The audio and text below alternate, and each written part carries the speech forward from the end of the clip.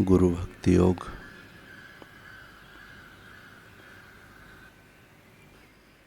जिसने गुरु कृपा प्राप्त की है वही साधना का रहस्य जानता है। गुरु की अथक सेवा करके उनकी कृपा प्राप्त करो। गुरु की सेवा करने के लिए सदैव तत्पर रहो। गुरु होना अच्छी बात है, उनकी आज्ञा का पालन करना उससे भी अधिक अच्छी बात है। उनके आशीर्वाद प्राप्त करना श्रेष्ठ है। जो मोह से मुक्त होता है वह कभी भी गुरु के प्रति द्रोह नहीं करेगा।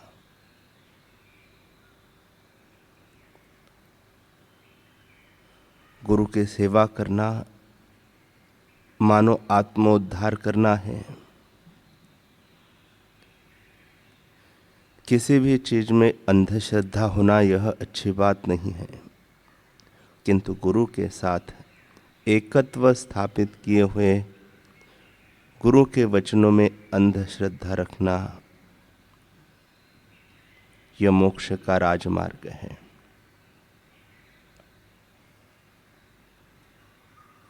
आप कुछ ही समय में एक महान विद्वान बन सकते हैं, किंतु आसानी से सच्चे शिष्य नहीं बन सकते।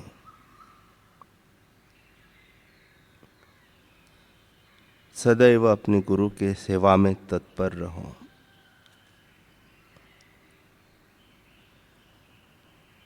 जो सेवा करता है उसको स्वामी सहज में मिलता है।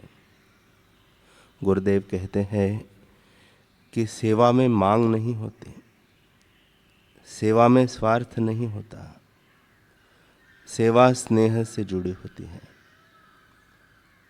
तो सेवा करने वाले में अपने अधिकार की परवाह भी नहीं होती।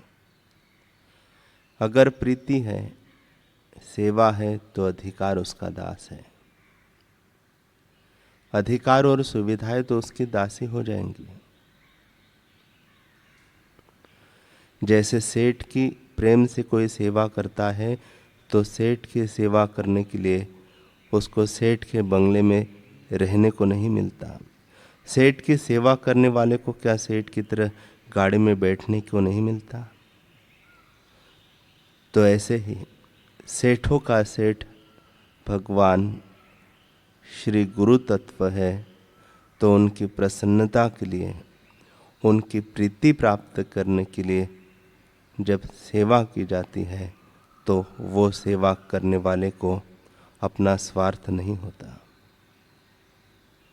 मेरा कुछ नहीं है और मुझे कुछ चाहिए नहीं, तो ऐसा जो सेवक है वो प्रीतिपूर्वक उसकी सेवा होती है।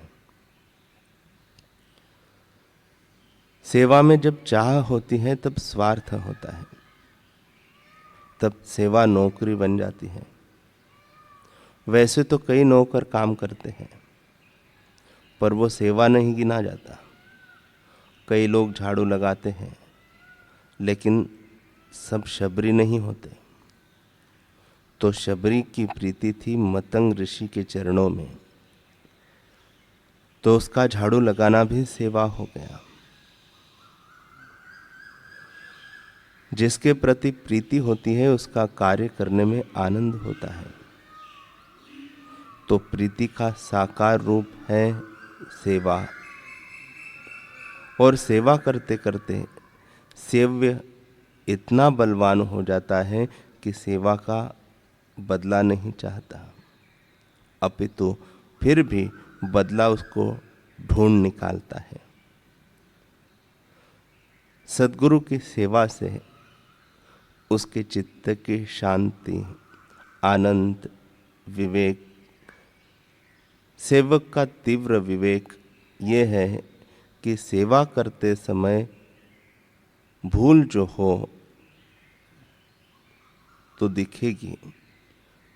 भूल को भूल जानकर दोबारा भूल ना हो, उसमें सावधान हो जाएगा तो उसकी कार्य करने की योग्यता और भी बढ़ती जाएगी।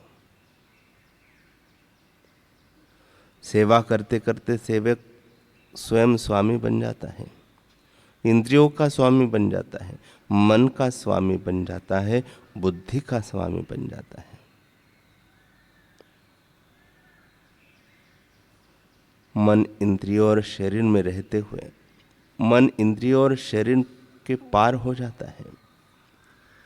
फिर चाहे शबरी विलन हो, चाहे एकलव्य जैसा व्यक्ति हो, चाहे सांदीपक हो, चाहे मच्छिंद्र नाथ के शिष्य गोरखनाथ हो, तो भी गुरु की बहुत सेवा की है। तोटकाचार्य ने भी शंकराचार्य जी की खूब सेवा किया और महान हुआ। पूरनपोड़ा भी सेवा से ही महान पद को प्राप्त हुआ। प्रीति में कमी होगी तो सेवा में भूल होगी।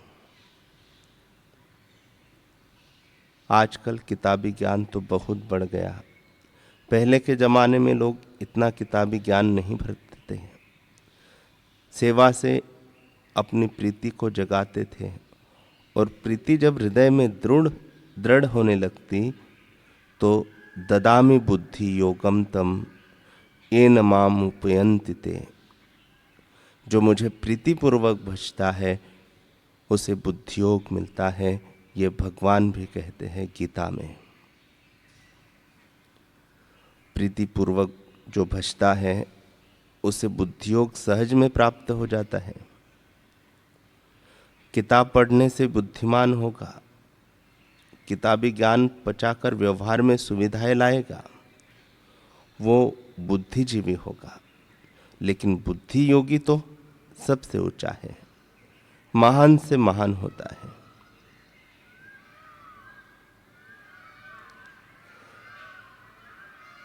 सेवक और स्वामी की प्रीति तदा कार्य को प्राप्त हो जाती है। तो व्यवहार में अगर ईश्वर प्राप्ति के दर्शन हो तो सेवा ईश्वर प्राप्ति का आरंभ है और हृदय की शीतलता, प्रसन्नता ईश्वर की प्राप्ति की निशानी है। सेवा में ये शक्ति है कि हृदय शुद्ध कर दे।